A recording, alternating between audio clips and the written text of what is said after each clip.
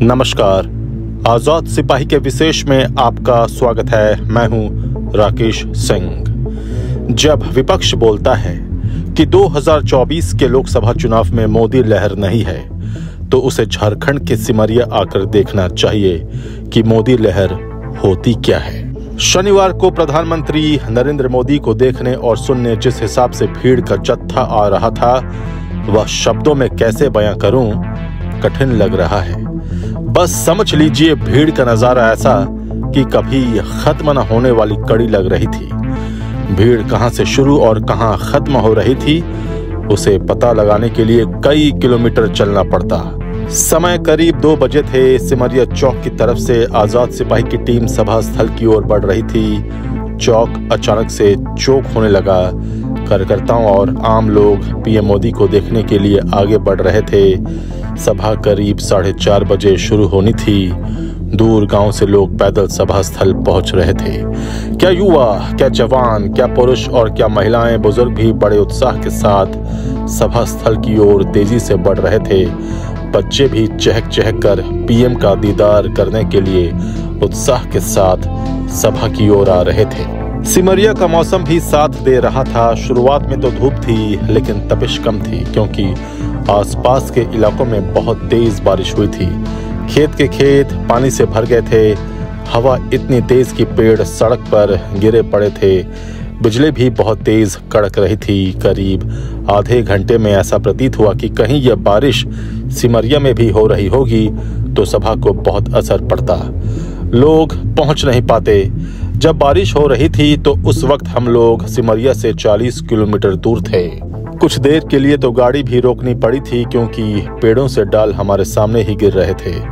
हजारीबाग के झंडा चौक से हम लोग सिमरिया की तरफ निकले थे। खैर, जब हम सभा स्थल पहुंचे तो कार्यकर्ताओं की तो छोड़ दीजिए, ऐसा लग रहा था कि आज की सभा की कमान आम जनता ने ही संभाल रखी है।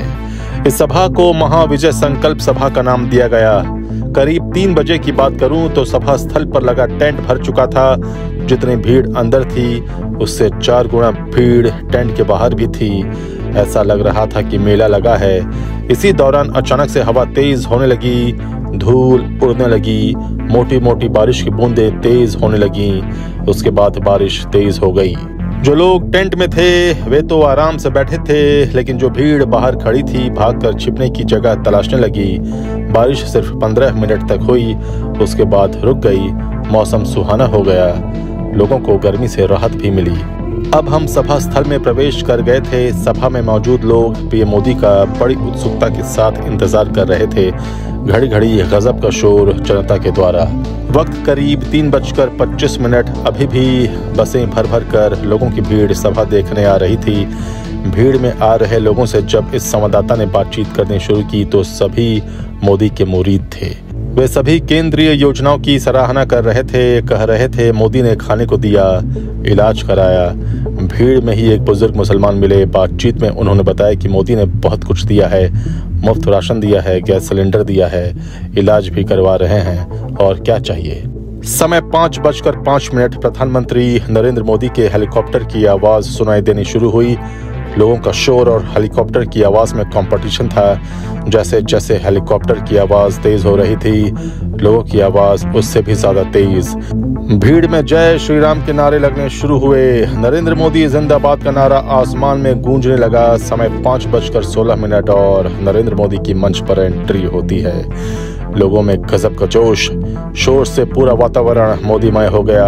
5:22 पर नरेंद्र मोदी ने जय श्री राम के नारों के साथ अपना भाषण शुरू किया। मोदी के एक एक शब्द पर लोगों का शोर और तालियां। यह शोर नहीं, लहर थी जो बता रही थी कि मोदी देश की जनता के लिए क्या है। मोदी एक भावना है।